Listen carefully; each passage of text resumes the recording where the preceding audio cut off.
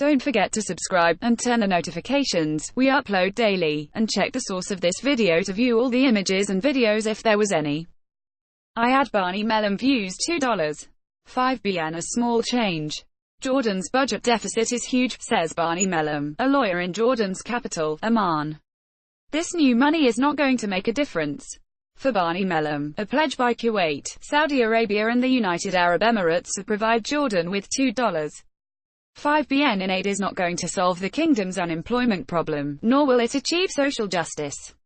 When we took to the streets, we demanded social change and called for a system overhaul. We were not asking our country to plead for financial support, he said. The 29-year-old is not alone. Thousands of other Jordanians also protested against price hikes and an income tax reform bill last week. They say the incoming aid will not save the country from its structural economic problems and crippling public debt, currently close to $40 billion. The protesters called for a long-term fiscal plan, more transparency, an end to corruption and, crucially, a complete overhaul of the government's approach to economic and social policies.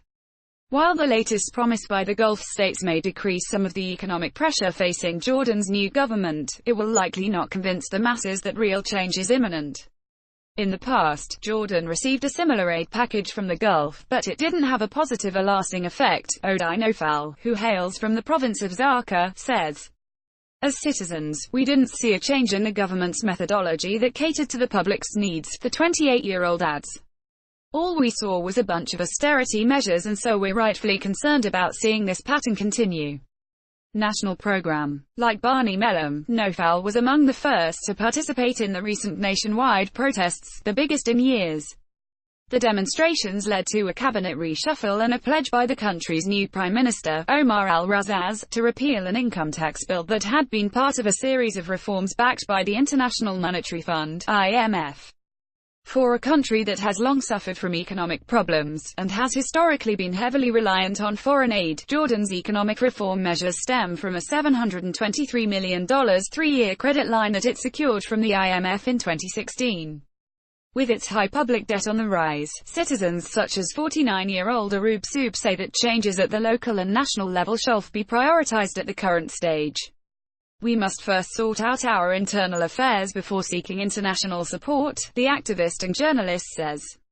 The protesters also call for the reintroduction of subsidies on bread and oil prices that were revoked earlier this year.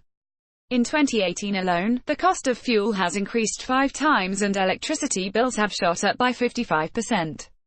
People need to regain confidence in the government, especially when it comes to decisions about economic policies that are due to be made soon, Soub says, adding that the next few months will allow people to observe how the government plans to remedy its controversial austerity measures. Layla Kloob agrees. The new government needs to depend on a national program, the 25-year-old writer says, adding that such a move will help the public know who needs to be held accountable.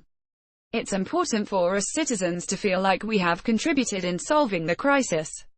Strings attached. Despite its minimal effect, Jordanian citizens say the 5-year aid package does not come without strings attached.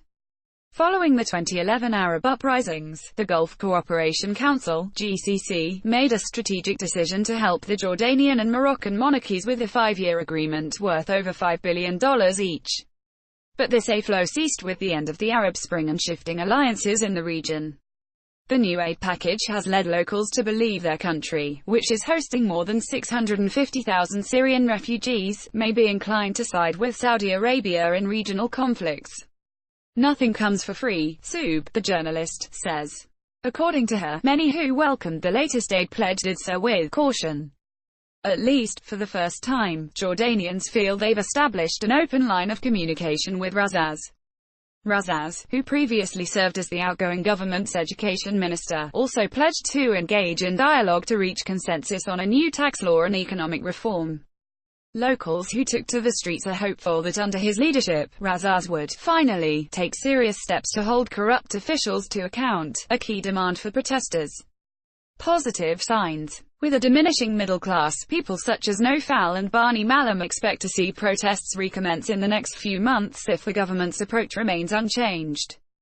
The protests in Amman were organized and led by an independent group referred to as Hirak Shababi, or Youth Movement, as well as by various unions representing tens of thousands of employees across the country.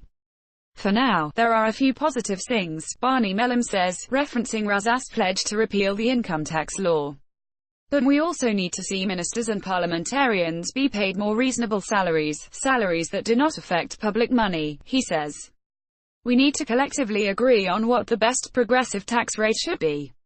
Whether these changes take place will depend on the new cabinet and parliament's approval. Though many Jordanians feel optimistic that Razak's incoming government will answer to their demands, they also feel empowered by their ability to demonstrate and bring about change once again, if necessary. If our demands aren't met, we will always have the fourth circle to return to, said Naufal, referring to the scene of the latest protests. But we hope this government meets and exceeds our expectations. Quote,